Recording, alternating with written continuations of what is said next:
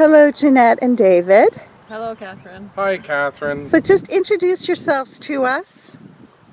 I'm Janette Haase, and I coordinate the garden and greenhouse for the Grace Community Center. And I'm David Townsend. I'm the Executive Director of Southern Frontenac Community Center Services, the home to this wonderful garden and greenhouse.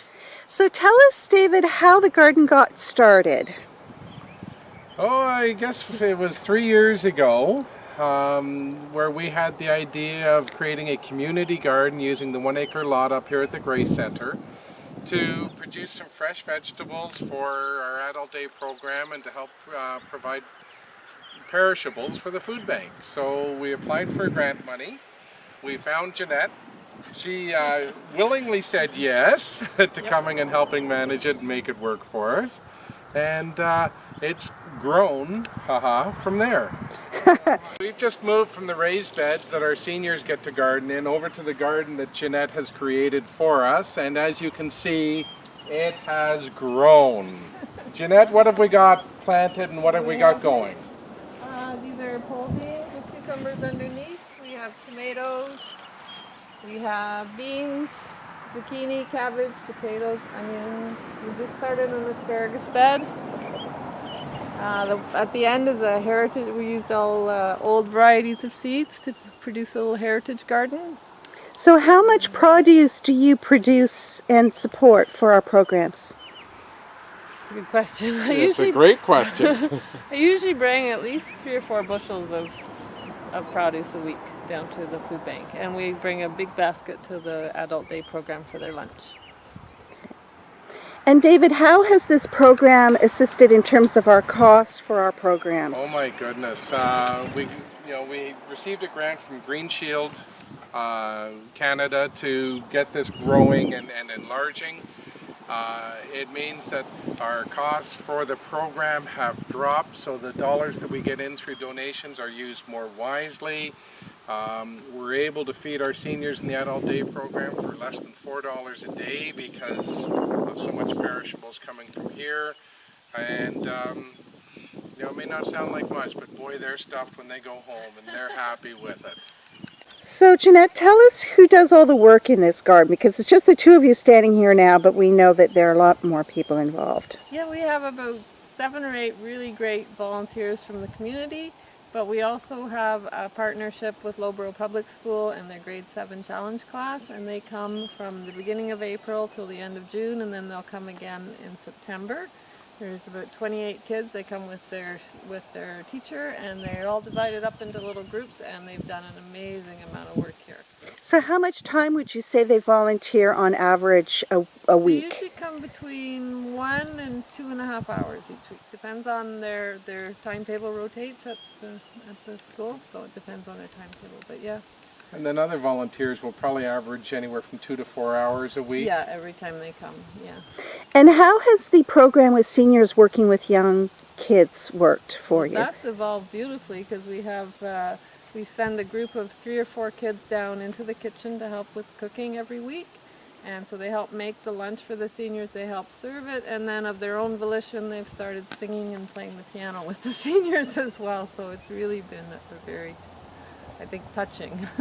Great. So will you, the two of you, now show us how the garden has expanded with the greenhouse? We'd love to show you. Well, tell us about how the greenhouse expanded and came last about. Year we were working with the United Way Simcoe County, who are the Ontario host for the federal government's homelessness partnering strategy. And they knew what we had done with the garden, they knew what we were doing with the food bank and working with the homeless and those at risk of homeless, and they sort of said, we have $30,000, could you put it together to try to build a greenhouse? And Janette and I kind of looked at each other, we rolled our eyes like we're doing now, and sort of said, why not? And so we were blessed to have an architectural student, Amber Kilborn, living in the neighborhood that Janette knows, and we got her on board. She's the one who designed the greenhouse. She's the one, yeah, she's the one who supervised and did a lot of the building. So we were able to build this 900 square foot greenhouse courtesy of the HPS funding, but thanks to Janette and Amber and the volunteers who helped make it happen. So let's go inside and find out what's so unique about this greenhouse. We're now in the greenhouse. So Janette, tell us what's unique about this greenhouse. Well, we decided because we had a reasonable amount of money that we wanted to try a few things differently. So we made half of it on a concrete slab with a wooden structure around it, and the other half has these prefabricated hoops with plastic on top. So what happened, and then here we also had a donation of all these concrete blocks to make this wall concrete. And so what happens was between the concrete slab and this concrete block wall, this is a hotbed full of horse manure. Those are barrels of water.